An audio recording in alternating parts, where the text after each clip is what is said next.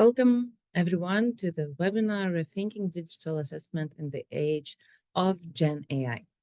We're very happy to have you all here in Eden Open Education Week 2024. There's a series of online events this week organized by Eden Digital Learning Europe. I am Giedrė Tamuliūnė from Lithuania, Vytautas Magnus University. Also, I'm a steering committee member of the Eden Network of Academics and Professionals.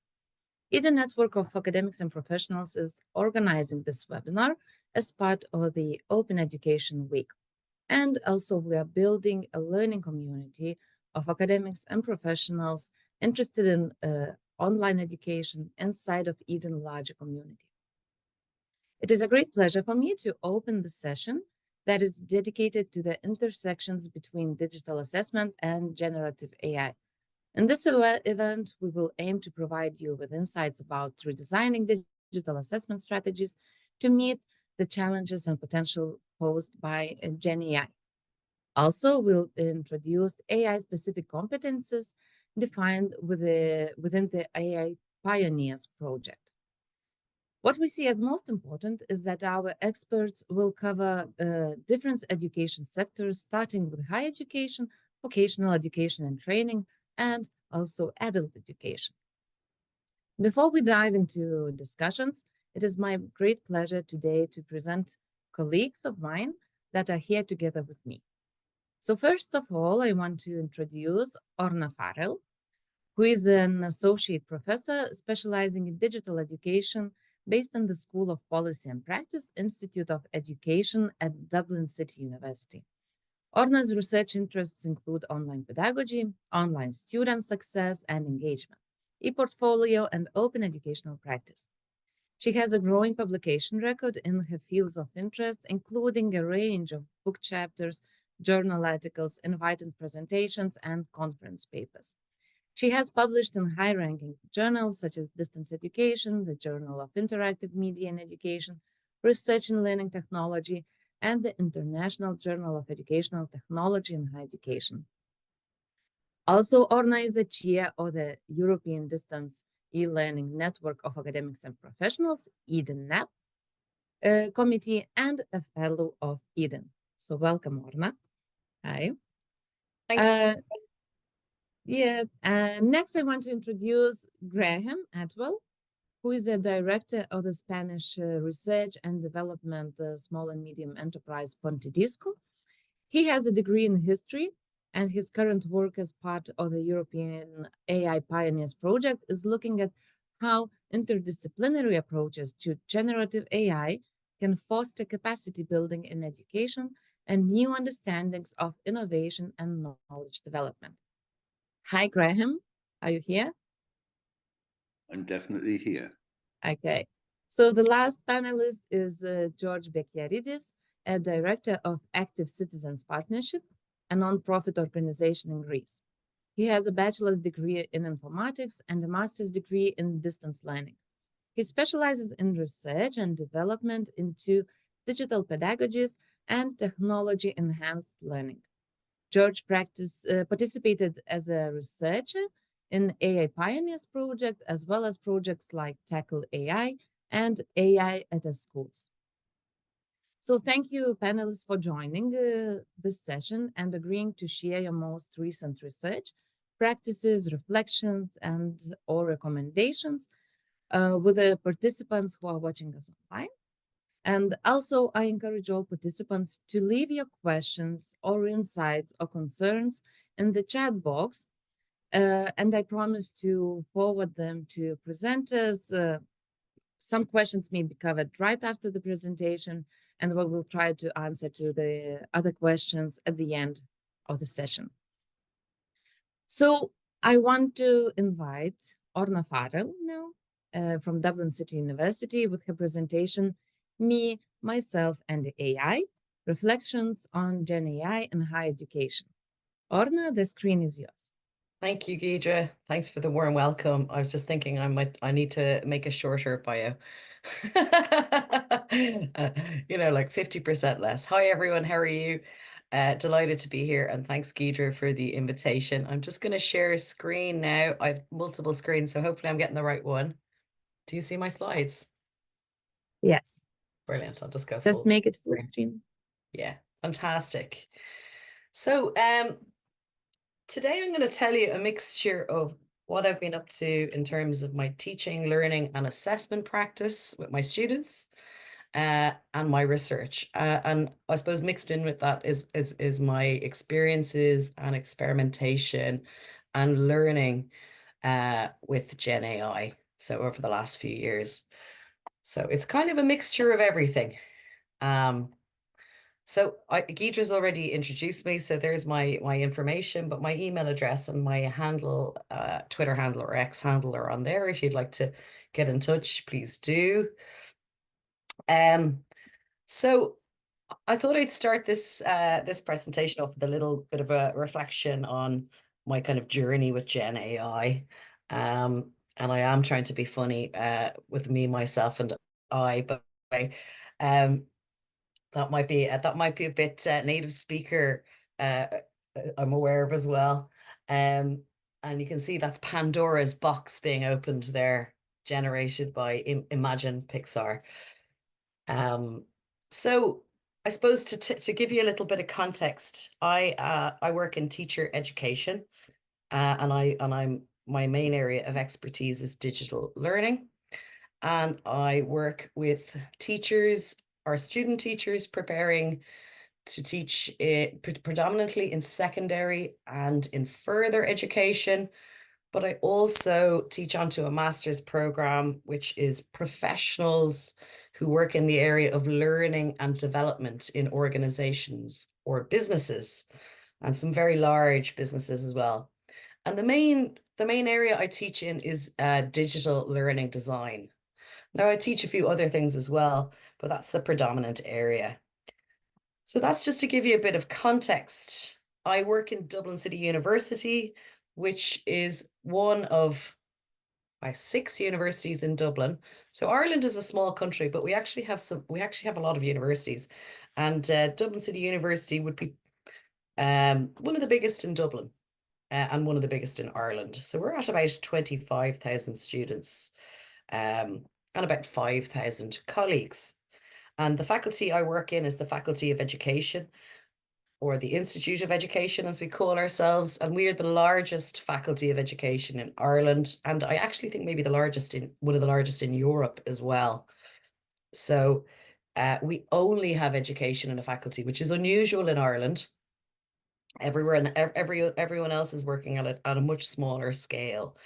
But what it means is it's a very rich environment. We have colleagues working with students from every educational setting, from cradle to grave, effectively. So it's a very rich environment.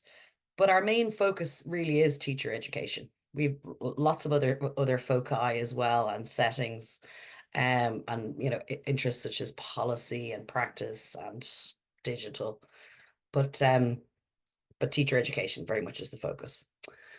So within that context, I had been learning a little bit about AI before ChatGPT kind of exploded onto the scene in November. I want to say November 22. I think that's when it happened. but feel free to correct me. And that's because in the area of digital education, people had been experimenting with AI and examining the intersection between AI and education for a while. There was a very good literature review by Olaf Zwacky-Richter, I think it was 2018.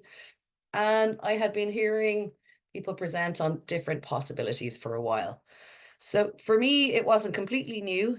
I had some background information on it. I hadn't really experimented very much with it, though.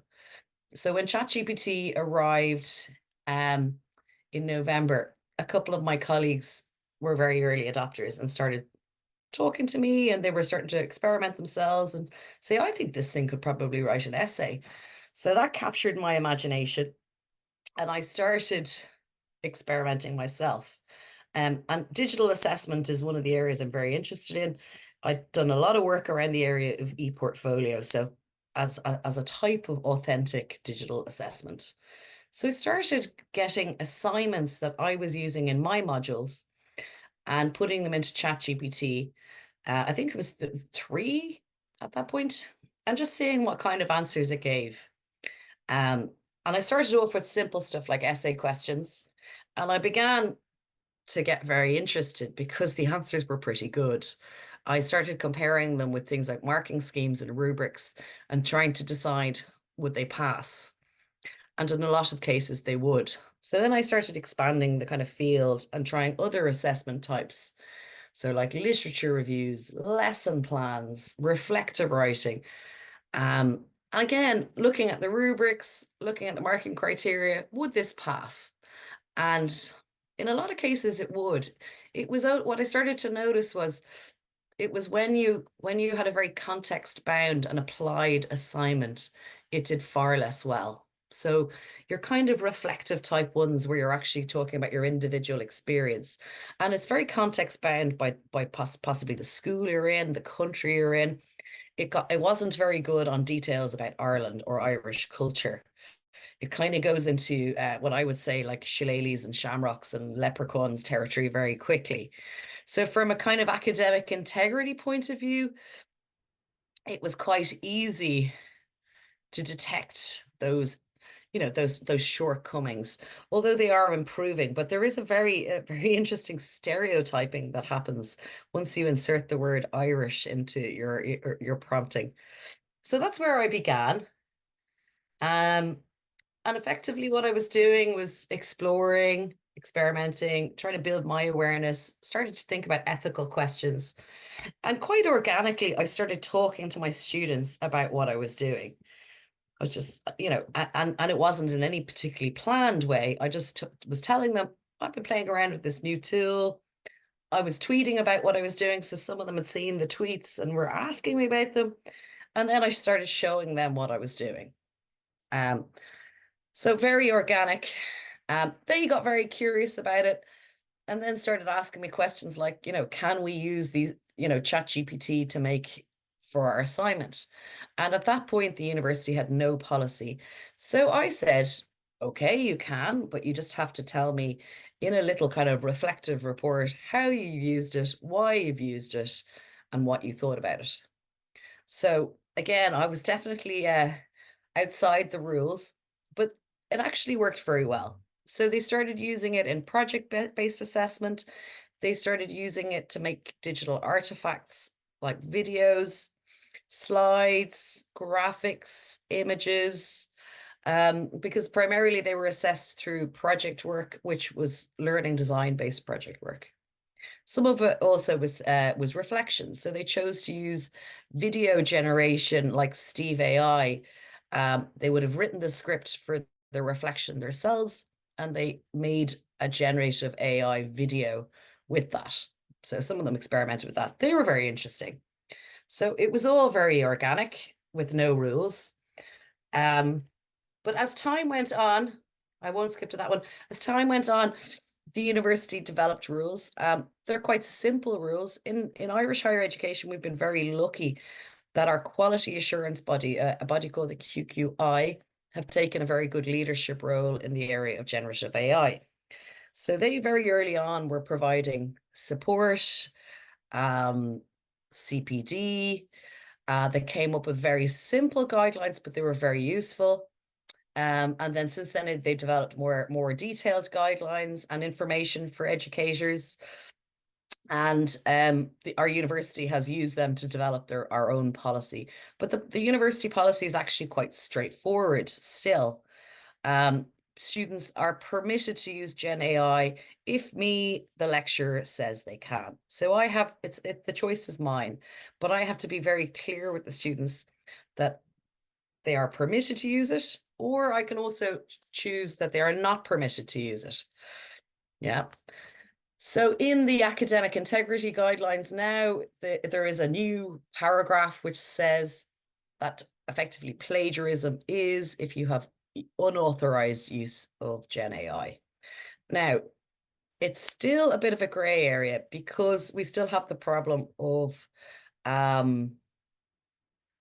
actually proving that a student has used generative AI. It is not that easy to detect. As you know, the detection tools do not work. They are at least one version behind all the other GenAI tools. So the detection tools don't work, so we've opted not to use those as a university. And then if a student has used the tool well, it can be very hard to differentiate between their work and GenAI's work, unless you know their writing style and their voice very well. So still a bit of a gray area. It's not perfect, but my instinct is that it's going to be just completely authorized as long as people reference it, because there is no way of really upholding any penalty that we can't prove.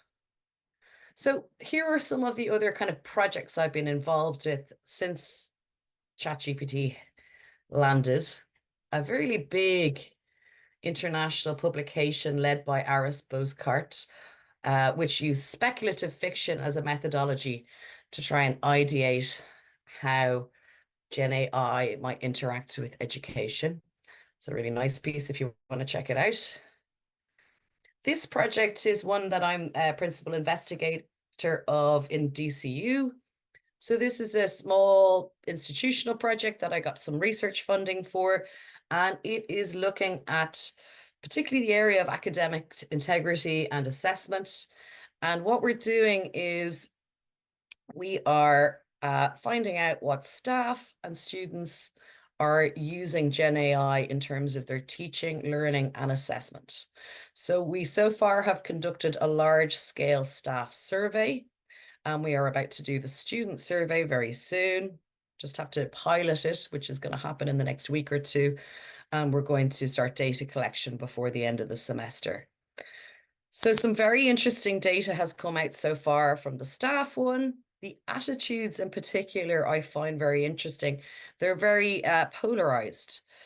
So you have a very broad sweep of engagement, practice, and attitude to GenAI just among the pool of DCU academic staff from lots of different disciplines. You have very enthusiastic adopters who are using it both for teaching, research, and assessment, and doing some very interesting and creative things. And then you have at the very other end of the scale, you have some people who are very fearful and very resistant and very worried. And then there's a fair group of people in the middle who are kind of like, I'm not really sure what I should do, and are pretty worried because they sense the thing that we have to do is redesign assessment. This is the only option really, but they're quite fearful of that. So the university has been essentially providing a huge amount of support around redesign of assessment, because that is one of the tools in our toolbox to ensure that our assessment remains robust and valid. But at the same time, we need collectively to develop all of our critical AI literacy. So I'll speak about that a bit more in a minute. So I might put that link in the chat after as well, if you're curious. Another recent project is a special issue. I am an editor of the Irish Journal of Learning. Sorry, Irish Journal of Technology Enhanced Learning. Sorry, I couldn't remember the full title. And we had a special issue which came out in December 23, and we invited authors to, those are the questions there, to write a piece, and they were permitted to use generative AI. So not for the whole piece. So we had kind of 3 sections. The first, where they kind of situated themselves and effectively gave a bit of a literature review of the topic that they were going to do the piece on. Then the piece itself, so they had some options in terms of types. They could do book review, they could do opinion piece, they could do academic paper. So then they generated that using an AI tool of their choosing. And then the last piece was a reflection on the process, on what they learned, the shortcomings, the benefits, the research experience of the tool. So it was really interesting. It's open access and fully available. I'll put the link in the chat.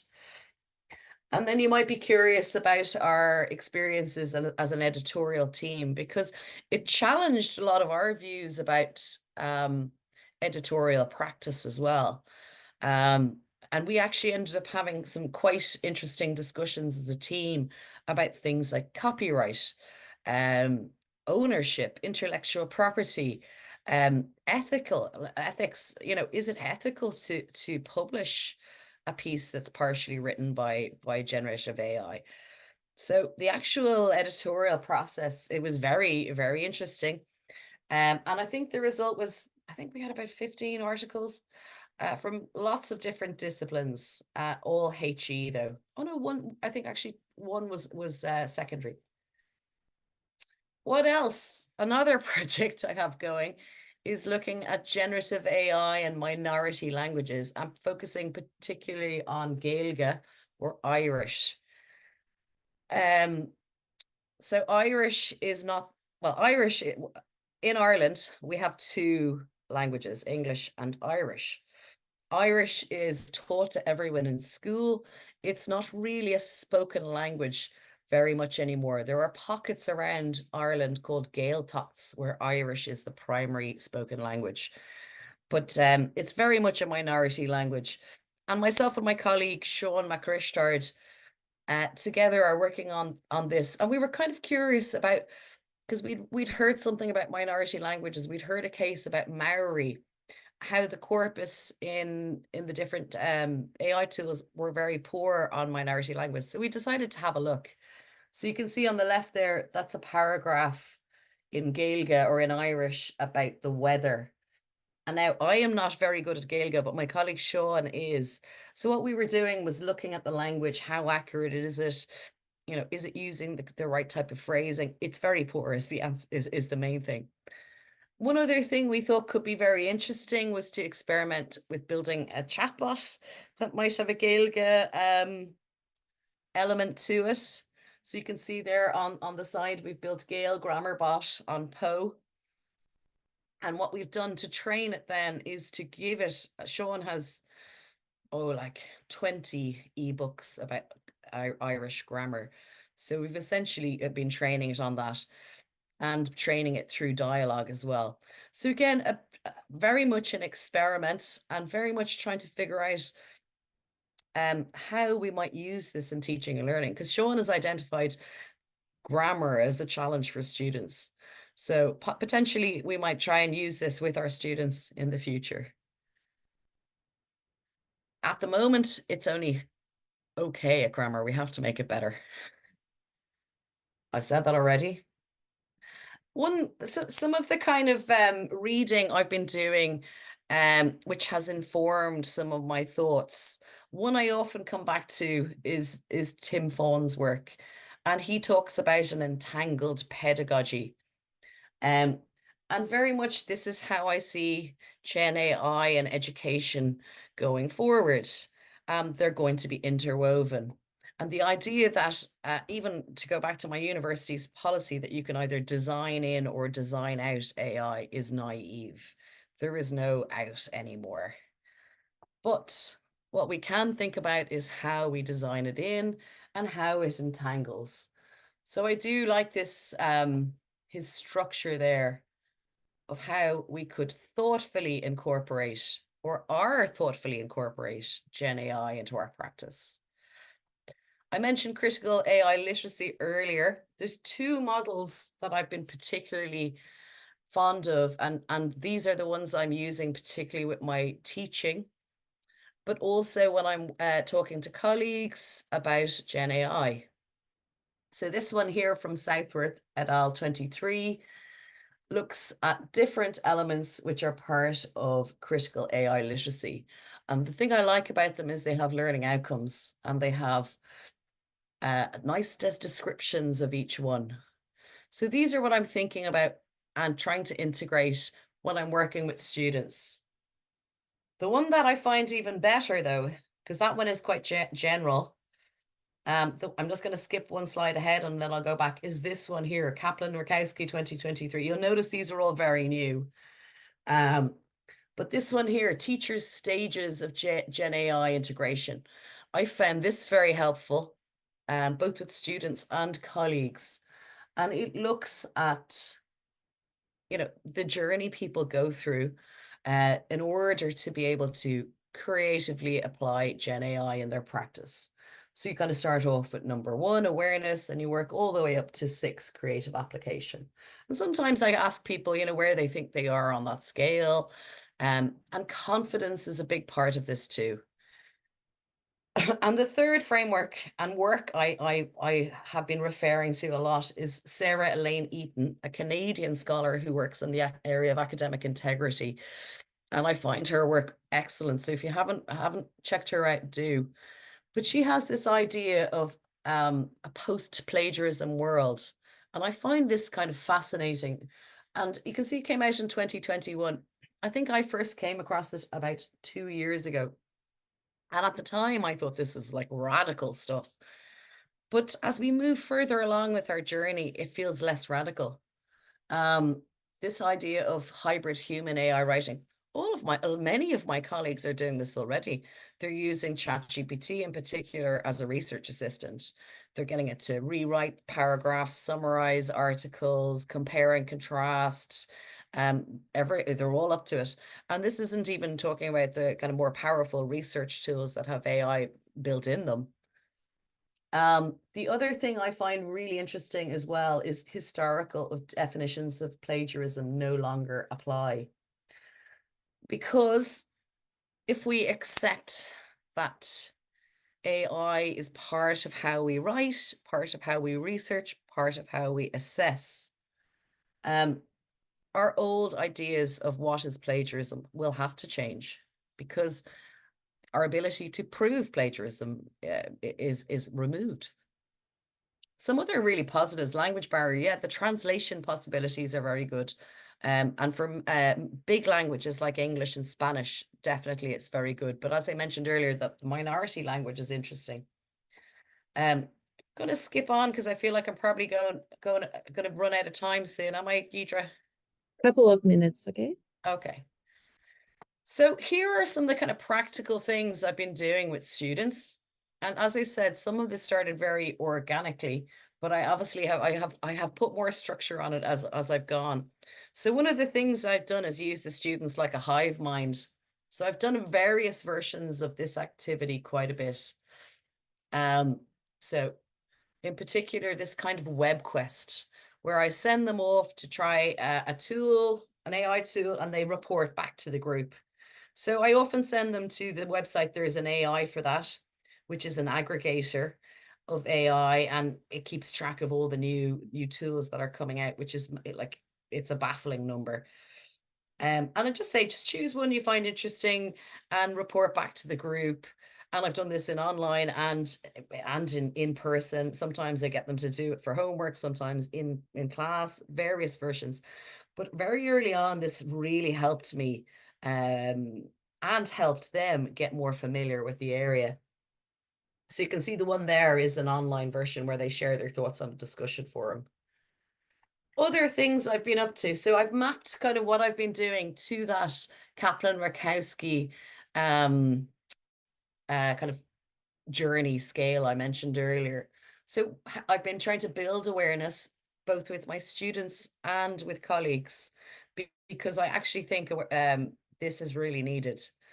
What I noticed is students don't really know what academic integrity is. So often you have to start with that conversation. Even students who've been in university for a few years, they are given a lot of information about plagiarism, but they aren't actually given a lot of training about what it means in practice. So I think this is part of good assessment practice or assessment literacy. So having discussions with students about AI, talking about the ethics, talking about what's permitted and not permitted, asking them about what they're up to and how they're using it, demonstrating different tools, getting them to demonstrate different tools to each other, share their experiences. As most of them are going to be teachers, they themselves will be faced with the same challenges we will. They themselves, when they're in practice very soon, will have students probably using GenAI tools to do their classwork, their coursework, their homework. So I'm very conscious that they need to be as aware of it as we. So one thing I started doing was creating scenarios in different contexts. And these scenarios would be things like, Mary had to do an assignment about X.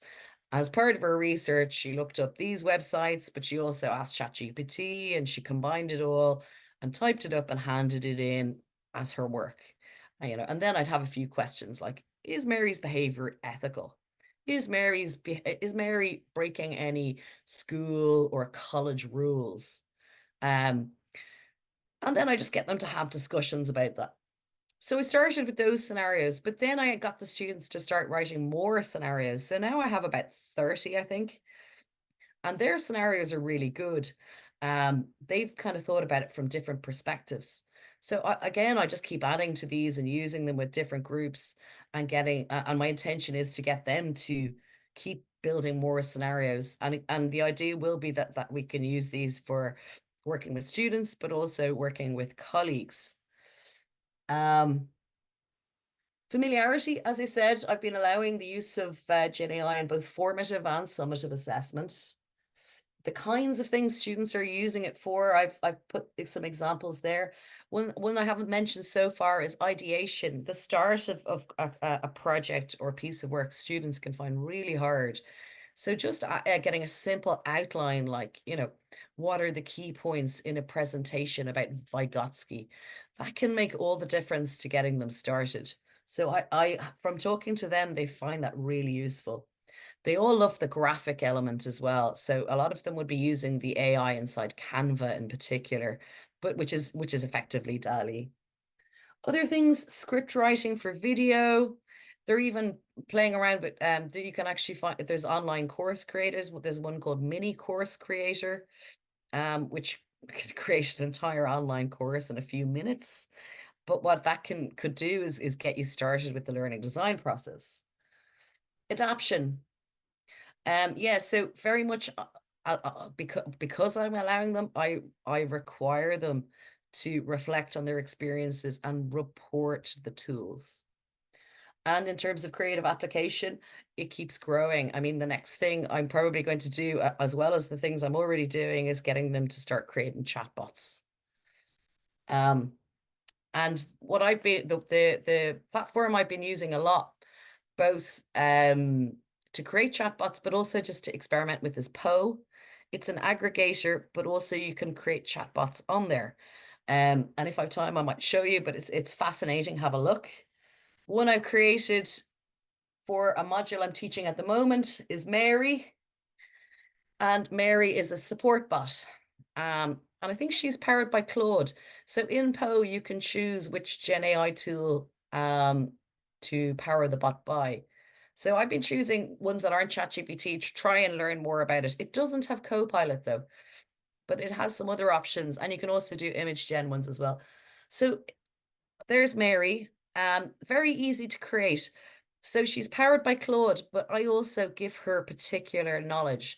So essentially what I've done is take all the content from my Moodle course, transcripts from videos, everything, and the assessment information, module descriptor, everything I could think of, and I've fed it to Mary.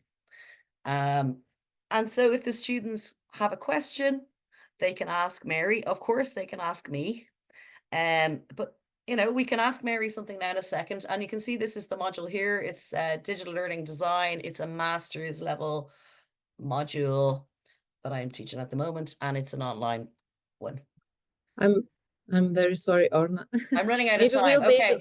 able, maybe we'll be able to cover Okay. this issue Well, because maybe I think might just do one ask Mary one question, and then I'll leave it at that. How about that?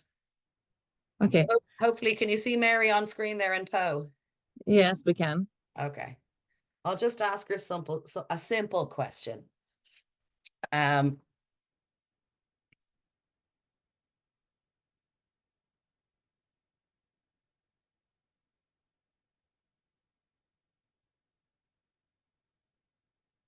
So I've just asked Mary, what referencing style should I use for the assignment? And you can see there, Mary says I should use the Harvard style. One thing I like as well, see, you can actually get it to view sources, and it shows the documents So these are some of the documents I've given it. So you can actually verify the information as well. Okay, thank Okay, you. I'll stop there. Thank Have a you. I great think you already chat, covered. Saigon. Yes, and you already covered some of the questions, especially the one that we have in Q&A of sharing more ideas what learning activities students can do with AI. But I think at the same time, if we have more time, we'll be able to go back to this question and maybe share even more experience, as you have a Sure. lot already. And But I I can think see a mention of DigCom. Yeah, I use DigCom yes. all the time, and it does align with DigComp as well. Yeah. So please share some of the resources that you mentioned in your Yeah, presentation. I will do now. Okay, and let's move on now to the next presentation, and which will be by Graham, who will share his presentation on digital assessment strategies to meet the challenges and potential posed by generative AI. Thank you a lot, Orna, and let's move on now. So, George, the floor is yours.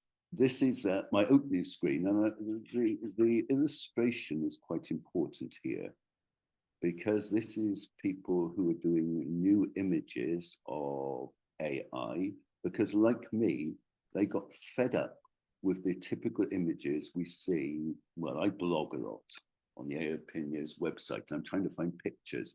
And you go on most of the search, and what you find is a humanoid robot or a science fiction image used to try and tell us what AI is. So they've started doing some good ones. And this picture is representing the fact that a lot of AI is about classifications.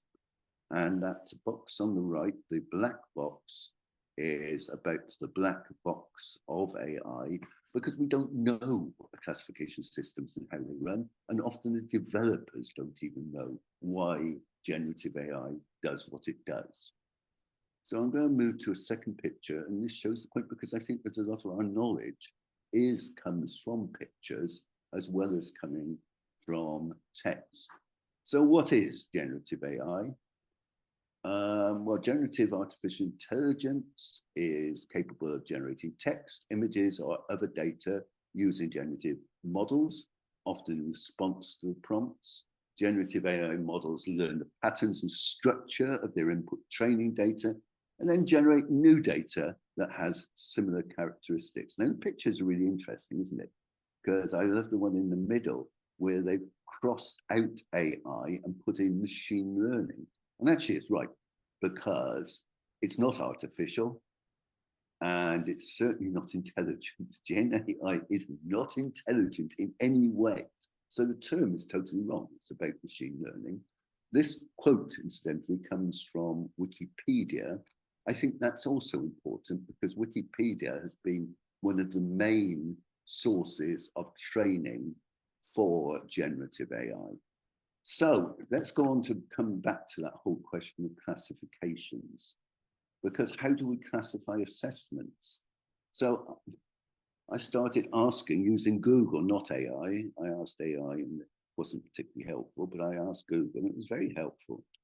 And it gave me all kinds of reasons for why we do assessment. You can see what they are. I'm not going to read them all out to you. But the main point to say is that we don't have any consensus. And I don't even think we have a true taxonomy on this about why we do assessment. So I think, first of all, we do need to explore more what we collectively think assessment is about as teachers and trainers and researchers. But secondly, I think we need to actually think about it in designing. So one of the first things I think in designing any assessment for GenAI or without GenAI is that we think about why we're doing it in the first place, because that's a good starting point on it. Now, of course, we do have some classification systems. The most common and simple one is that we've got diagnostic assessment, we've got summative assessment, and we've got formative assessment. And that we generally think that validity is an interesting question, and reliability. Of course, there may be an issue that validity and reliability are opposed on a scale but that's another issue. And to expand on that diagram, we've got summative assessment, which is assessment of learning to demonstrate achievement. We've got formative assessment of two kinds again, assessment for learning to give feedback on learning and teaching, and assessment as learning. And then, of course, we've got high stakes assessment and we've got low stakes assessment. One of the things I think is being shown from research so far, and certainly most of my work's in vocational education and training, is GenAI is actually extremely good at generating formative assessment exercises, which means that we can use much more formative assessment of low stakes assessment, which students can use to improve learning. And if it's one of my main criticisms of assessment in general, assessment policies and strategies in general, we don't concentrate enough on how assessment can support learning and improve learning. We're far too much on the other scales of how we can grade things for showing how good your institution is, or as qualifications for particular jobs, rather than using the power of assessment, which is powerful pedagogically to improve learning. So anyway, along comes GenAI, and what's the reaction in education? The reaction is, as usual, oh my God, we've got some new technology, let's panic.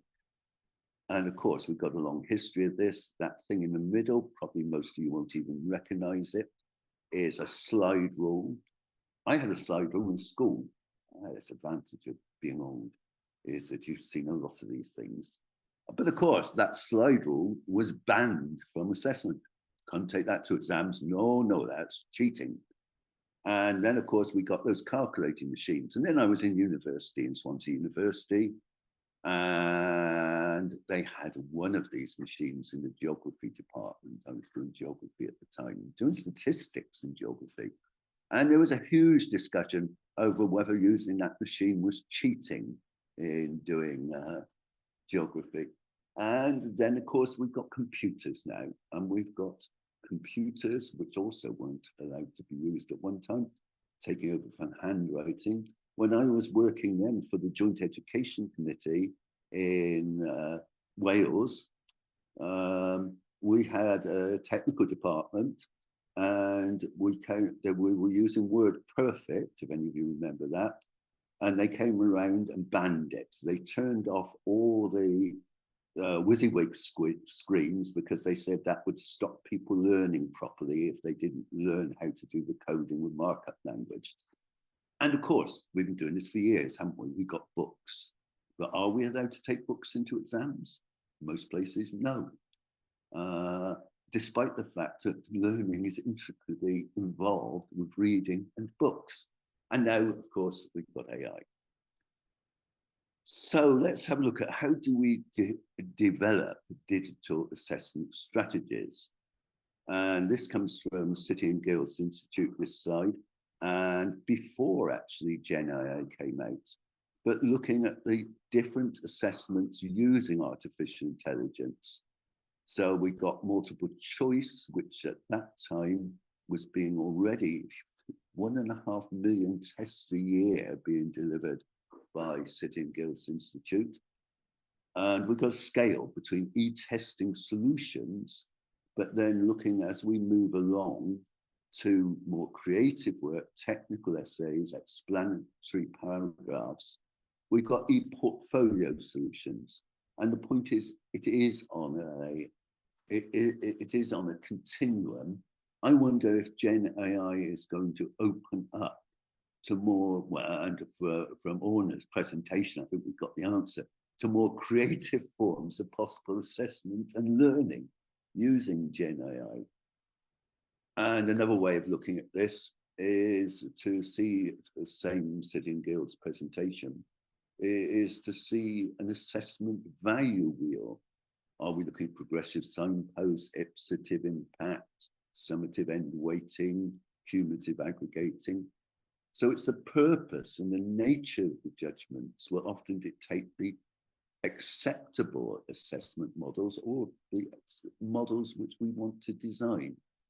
And technology has an increasing, this is present, wasn't it? Has a present, it has an increasing role to play in all stages of assessment, and that will include generative AI. Now, look, one of the answers, of course, most universities have abandoned the panic and the banning, which is always the first stage of panic, and are now reluctantly realizing that the technology is there and the technology is going to be used, and we've got to get a new strategy. And a lot of the function has been looking at authentic assessment. Now, I think authentic assessment is a very good idea as an assessment strategy for GenAI, but I think authentic assessment should have been there before. So I think that GenAI is kicking the system up, kicking the system in the backside to actually revise assessment strategies, which they should have done a long time ago. An authentic assessment relates to students' experience in the real world. Instead of testing students' proficiency in completing tests, authentic assessment methods are designed to assess knowledge and test how students apply that knowledge in real world situations. And purposeful application of knowledge in practice is increasingly more important than knowledge recall.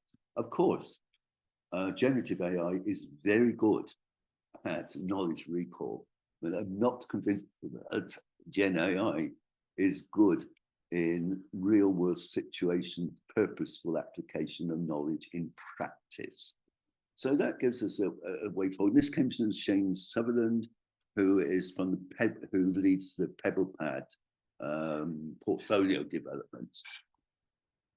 Now let's look at another stage forward, assessment in vocational education training, because I think vocational education training has actually always been good at developing authentic assessment.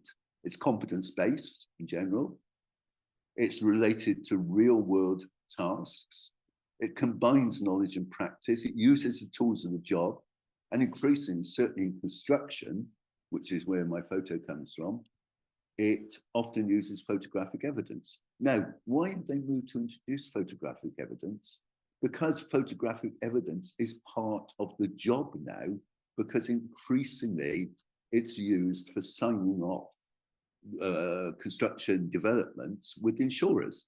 So photographic evidence becomes a need of the real work tasks and is introduced into the assessment process.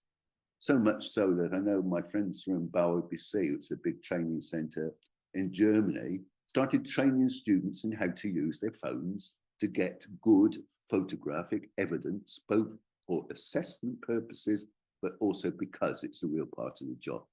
Now people say, okay, that's a vocational education training, but how the hell are we going to do this in general education?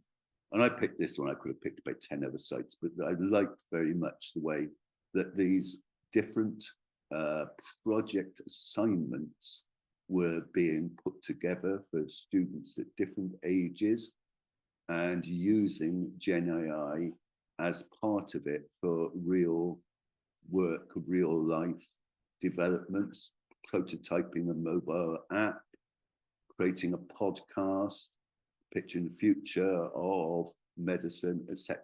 So I think we can do authentic assessment all across. And of course, one of the important things is that learning can be demonstrated in a variety of ways. That's what we're asking students, apprentices to do. But they can produce artifacts, interaction, and even feedback, and those can all be done using generative AI. And I'm particularly excited about the possibility of using generative AI to produce formative feedback to learners, because that's a lot of job for teachers and we have large class sizes. So I think that is a big potential. Now, in designing assessments, I like this one. This comes from EduCause. a very good presentation, which you can find on the net, or you can use I think my reference is a bit small there, but follow those references and it's worth looking at. But what I liked about it is it focused right at the top, saying pedagogy. So I think that pedagogy for designing assessment is a key starting point, and that should allow multiple varied opportunities to demonstrate learning. I liked the way they defined academic integrity, because we see academic integrity spoken about a lot, but honesty, trust, fairness, respect. And I very much like the idea that wellness is introduced to it, because to be honest, wellness is not something that I'd associate with our traditional assessment systems. If I asked the average student, I suspect a lot of them would say, I find it extremely stressful. Now, can we design assessment which actually optimizes well-being for both students and instructors? This I liked as well as another slide I found, because it's talking about Bloom's taxonomy, but looking at AI capabilities and distinctly human abilities. And coming back again to Orna's excellent presentation, she was talking about humans working together with AI. And this sort of suggests the way that humans and AI capabilities could work together for designing assessment processes. And I think that's a very good presentation. Now, there are things wrong with generative AI. We all know this. And what should we be worrying about? Well, bias, normativity, transparency. Okay, you've probably seen this list before yourself. The one which worries me most is commercialization, that generative AI at the moment is dominated by a limited number of large corporations whose influence over education, in my view, is too large already. And I think there is an urgent need for education itself to be developing large language models, and for doing the kind of things that Orna is, and experimenting with how we can develop chatbots ourselves using our own data, rather than being taken over by these large language models. But of course, we need ethical frameworks. This is UNESCO's recommendations on ethical frameworks a couple of years ago, this one, but the ESCO stuff is very good. And I only found this last week. I think this paper from Cernocat has just come out 2 weeks ago. I'd recommend looking at it. They did a literature survey, probably using large generative AI, I suspect, because they found a lot of literature on ethical principles in international AI in education. Once more, I liked the one on autonomy, especially. This is the classification system, and we're coming back to my very first slide about AI being a lot about classification systems. Societal and sustainability and societal well-being, democratic participation, autonomy, diversity, transparency. I think this is a very good starting point and well worth looking at, and that's something I think we've got to work on more. And very finally, thank you to you all. Thank you for putting up my problems with my computer. And I just wanted to show you particularly this picture by Anton Gromala of better images of AI. And this image he's produced, it's not a robot, is a picture of human AI collaboration. And I think that one's particularly lovely. And yeah, thank you. Thank you. Sorry about that starting glitch with the computer. That's it. Thank you a lot, Graham, for this insightful presentation. Looking from different perspectives, I think you covered quite a number of topics, important topics, again, regarding the digital assessment and generative AI. So far we don't have questions in the chat box. We have a comment that regarding the Bloom's taxonomy that Bhushan found it even in this version, the types of assessment in moving from the applying to analyzing are the same as in the original model. So with AI, that doesn't seem to change. I think this is a nice idea that Bhushan noticed. So maybe now we can move on to the last presenter, George, and then we'll have maybe more questions or some other questions to discuss. So thank you, Graham, once again. And now I invite George to give his presentation about the skills and competence for teachers and trainers for digital assessment in AI and AI. And here George will present the AI Pioneers project. I will share the link. So George, the floor is yours. Thank you, Deidre. Good afternoon, everyone from Athens, Greece. It's not very sunny today, it's a little bit cloudy, but we can live with that. So let me share my screen. I think I can. That's it. Yes. Of course, you are going to realize that my friend Graham yesterday, he shared this nice website, Better Images for AI, and I got images from there. I like it a lot. Yeah.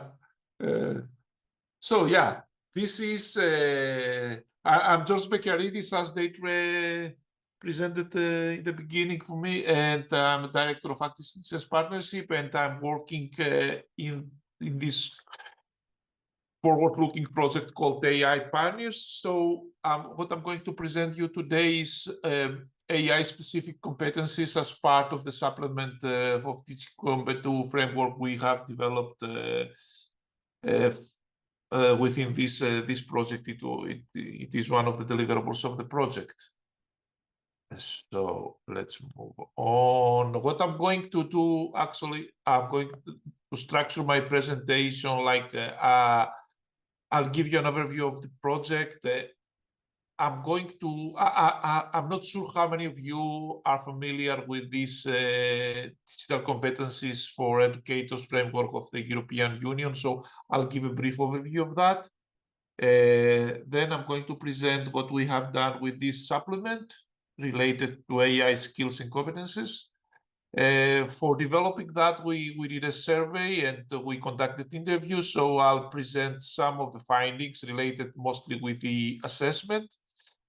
Then I'm going to present the assessment activities we identified for educators, the progression levels and competences related to the area of assessment, and the challenges we have identified that maybe the educators could face when using AI to implement assessment activities. So the AI Partners it's a project funded by Erasmus Plus forward-looking projects, and it's actually an initiative aimed to integrate artificial intelligence into adult and vocational education and training. In this project, we see AI in education from two perspectives. One is teaching about AI, and the second is using AI to support teaching. We're going to develop four main outcomes of this project. One is a reference network for AI pioneers. We already started working with this, and we have about 200 members. I think Deidre will share with you on chat the link where you can find more information. And we have a Mastodon server to support this network. The supplement to the DigCompEdu framework, which is the one we are going to focus most in today's presentation. We are working now, this is the second year of the project, and we're working now to development of toolkits and resources for teachers and trainers about AI. And we are going to work in the following months on developing ethical guidelines on using AI, and especially we are going to develop an evaluation schema and pilot testing these where you can evaluate if different sources or activities are ethical related to education. So let's move on. So this is a brief overview about, before to move on, I forgot to mention that in this project, we are 10 partners from 7 different countries. Eden is one of the partner, and you can find more information in the AIpioneers.org website. So what is this digital competence for educators framework? It's a framework that has been published in 2017.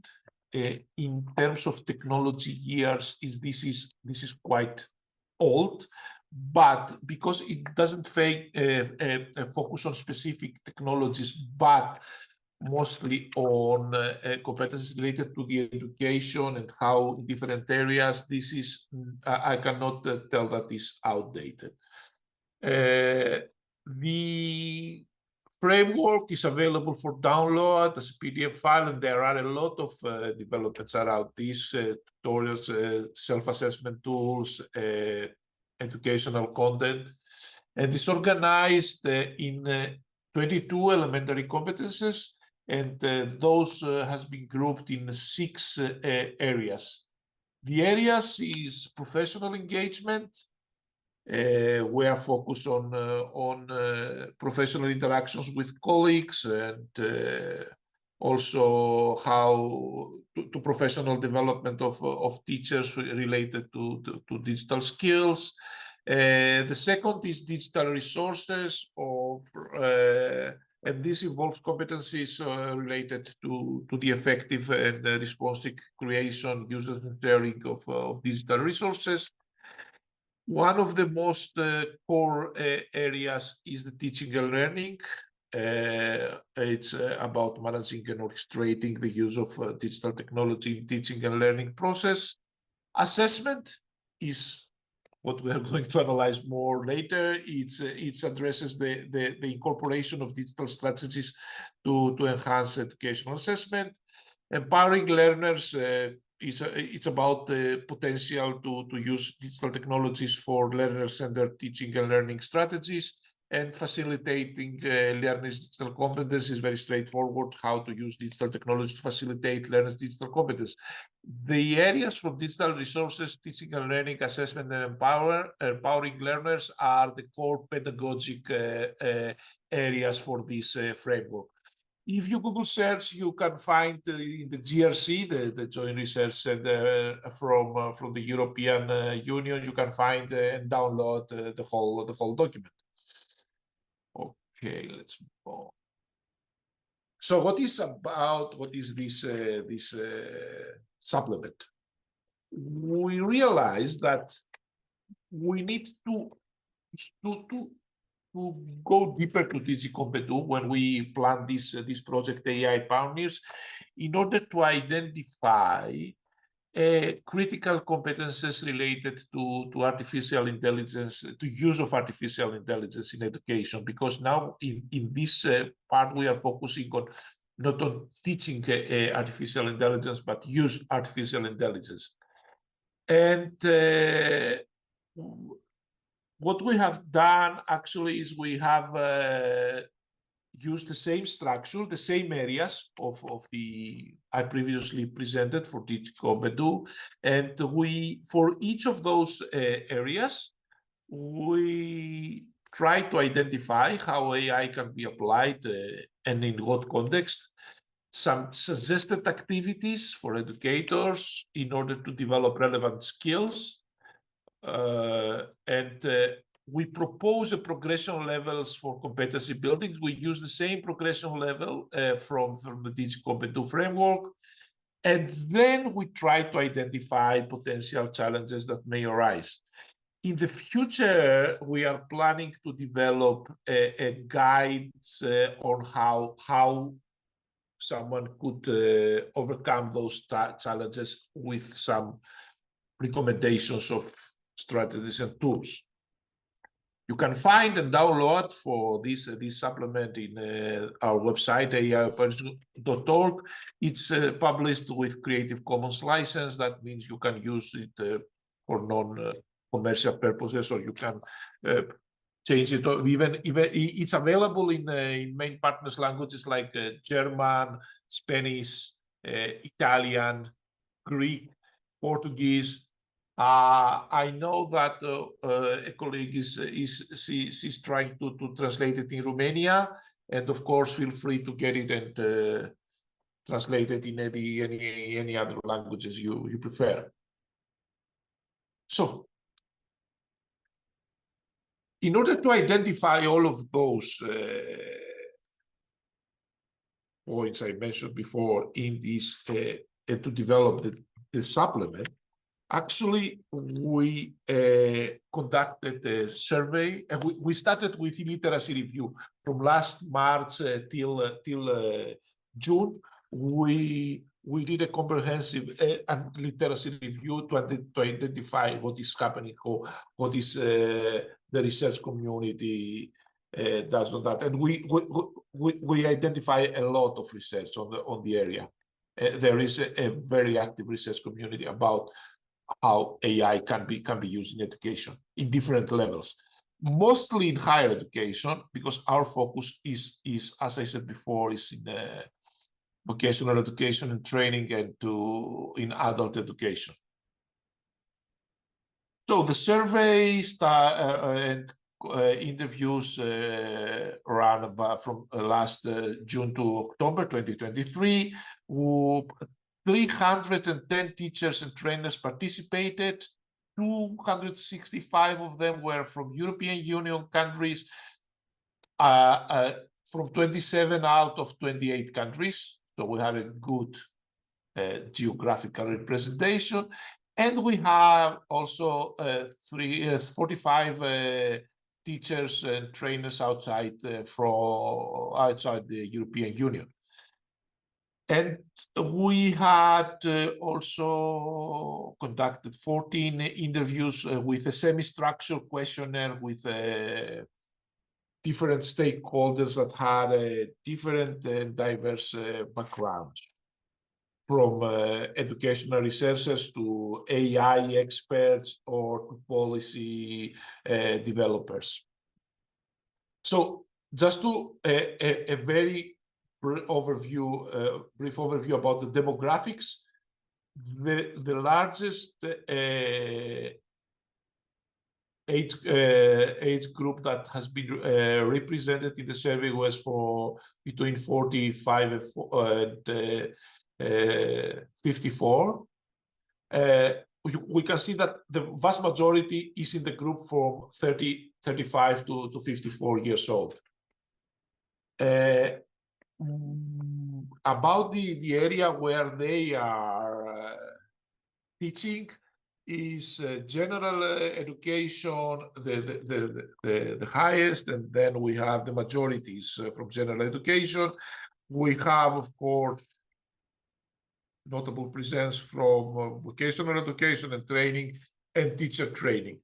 Higher and special education was lower, and the reason of that is that we focused mostly the survey to first two categories, because this is actually the target group of the project. So what is the main challenges in developing and using AI in education identified by the participants in the survey? So I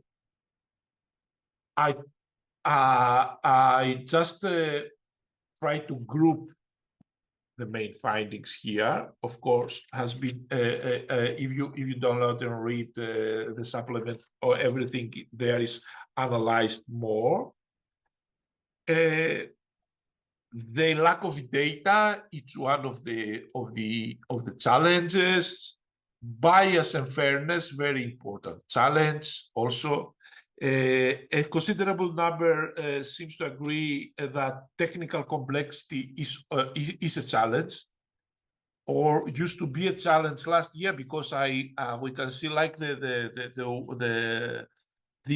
bot that presented before that now things are getting more easy to use AI applications. And limited access adoption, we know that schools are getting very slow on adapting the different AI tools, and we know also that very few schools have AI policies developed already. And of course, there is a recognition with a lower number of participants to agree that resistance to change is a challenge.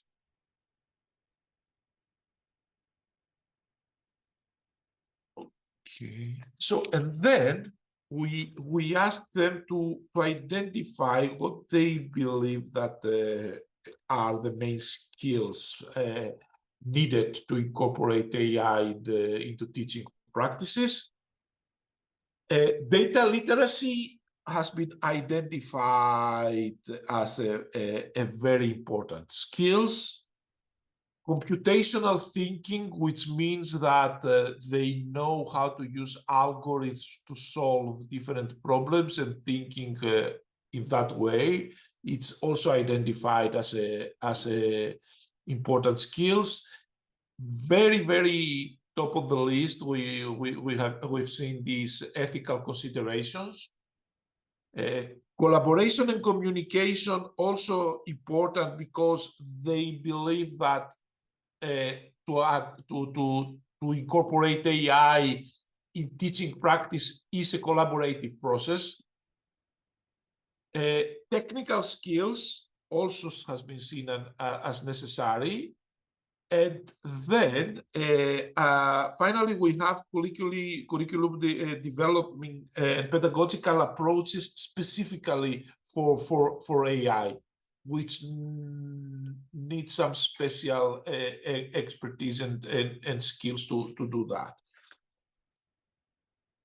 And then we ask them about the different areas where AI can be actually applied, areas of the framework of DigCompEdu. And here I'm going to present you just this slide. This is about the area of assessment. And we had actually, compared to the other areas, totally agree and tend to agree responses were the lower among the other areas. So we have seen that there is a skepticism about using AI for assessment. Not significantly lower, but there is an indication here that assessment seems a little bit more challenging by using AI for the participants in the survey. So and then we organize these interviews with key stakeholders, and we ask them, among others, to identify what are the opportunities and advantages by integrating AI into educational settings, and what are the main challenges and concerns. For the opportunities and advantages, they identified that vocational education and training can be enhanced by updating content and different methods of teaching, and especially we can create we can use AI tools to process technical handbooks or to have like chatbots that can respond to very specific, to domain-specific questions. And So then, it's sorry, George, so yes. can you wrap up in 2 minutes? Because we'll I'll have do- only several minutes left. Okay, let me then. This is I bypass that because I want to go to the assessment directly because this is a topic. And about the assessments, and you can read that in the supplement, but I'm going very quick. AI competencies in assessment include utilizing AI tools for assessing efficient and effective student evaluation. Can involve automated graded system, AI-driven analytics, and using AI to provide personalized feedback and support. So this is the activities, how to implement AI-powered tools, conduct workshops, which is very important for ethical AI assessment, design AI enhancement assessment activities, stay informed about AI assessment trends, promote academic integrity in AI-assisted assessment, and share best practices. Share best practices is very important. People need inspiration to use AI in every area, and especially in assessment. So if you go to the supplement, you can see this is how we identify. We use the progression level from DigCompEdu, where is the beginners is called newcomers. We have explorers, integrators, experts, leaders, and pioneers. Pioneers is inspired us to give the name of the project. And then we have the proficiency statements, what this person in this level can do. So you can find yourself there somewhere in those statements, so you know in which level you are, or you can target to go to a higher level. And then, and I'm closing with that, we identified challenges related to AI and assessment, has to do with accuracy and reliability, bias and fairness, ethical and privacy concern, teacher and students acceptance. Not very easy to convince everyone to accept that AI could do the assessment. How to integrate with traditional assessment methods. Of course, technical infrastructure and resources, not easy to be done. We need a lot of technical and infrastructure to do that. Professional development for educators. We need to train teachers and trainers and educators how to do it, how to use those tools. And finally, everything is dependent on technology. If technology fails, then what? So that's from me. I'm happy to answer any questions arise. You can download the supplement from our website and go deeper. Thank you very much. Thank you, George, a lot. For a quick wrap up, I shared the links in the chat box to the supplement and to the AI Pioneers project itself. Please, you can follow this project on social media, as well as Graham, I think what George mentioned about Mastodon platform, where we seek to engage and invite teachers and trainers involved in AI in education, just to share the experiences, maybe some knowledge practices or any questions that you have. Maybe, George, you can share the link to Mastodon as well, if you could, please, if it's possible. So before we finish, we only have a few minutes left. Maybe we can answer one question, which I feel is relevant to most of the participants, which is very practical. And we have it in Q&A box, is could you give a couple of specific examples of how you could use AI to easily generate different types of formative assessment? It seems like a great idea, because I think that quite often we feel that we talk a lot from a theoretical perspective and everything, but sometimes teachers and researchers need very practical examples as well. So please, Orna, just yeah, sure. quickly. I mean, I mean, I gave quite a few practical examples of what I've been using it for, but even what my students are using it for, who are often out on teaching practice. And the one group I have are language teachers, and they're using it to create things like closed tests, multiple choice questions, which are hard to construct well. Using authentic material, getting it to check the levels of the authentic material. Again, that can be quite challenging, you know, and it's a good practice to use authentic material, but sometimes it's hard to gauge, is it suitable for the particular group you're working with?